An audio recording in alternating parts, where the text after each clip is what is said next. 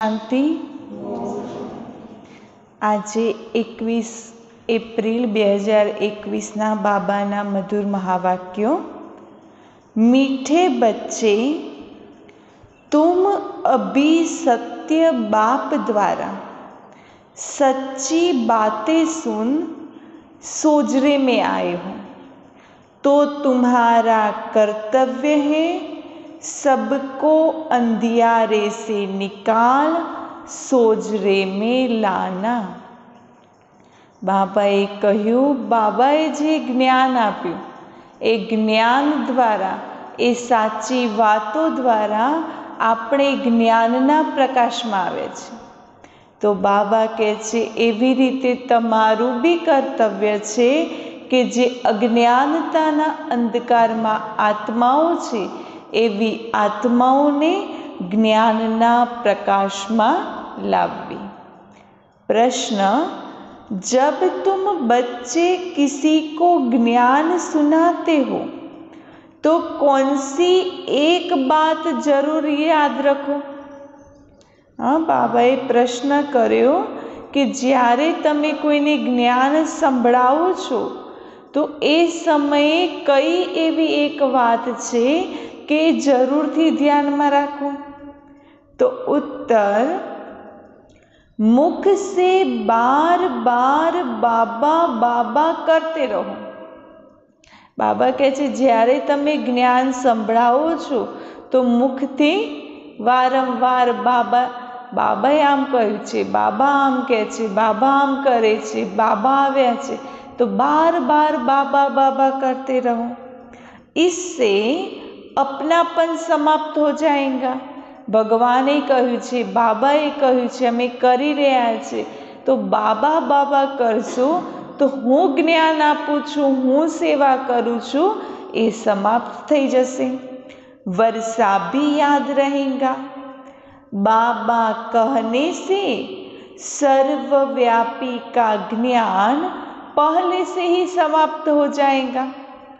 અને બાબા બાબા કરીશું તો જે સર્વવ્યાપીનું જ્ઞાન છે એ પહેલાથી જ ખતમ થઈ જશે. અગર કોઈ કહે ભગવાન સર્વવ્યાપી है तो बोलो बाप सबके अंदर कैसे हो सकता है. પિતા તો અલગ હોય ને, પિતા પુત્રની અંદર કઈ રીતે રહી શકે? તો સમજાવો કે પિતા પુત્રની અંદર રહી શકે નહીં, તો આત્મા એ પરમાત્મા કહેવાય નહીં.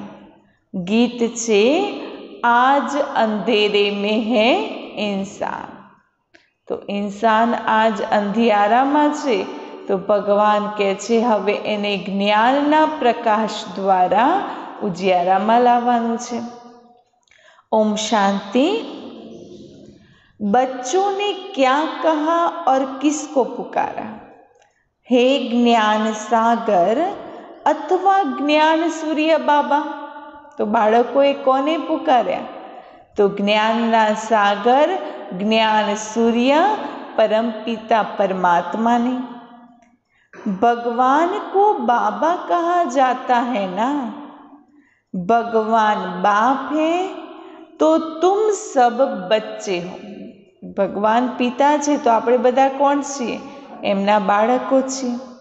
बच्चे कहते हैं हम अंधेरे में आकर पड़े हैं, आप हमें सोजरे में ले जाओ. बाबा कहने से सिद्ध होता है कि बाप को पुकारते हैं. बाबा अक्षर कहने से लव आ जाता है. बाबा कहिए तो मीठो शब्द लागे, प्यार आवे. भगवान कहिए तो એ પ્રેમ આવતો નથી જે પિતાના સંબંધમાં આવતો હોય છે. क्योंकि बाप से वर्षा लिया जाता है ना.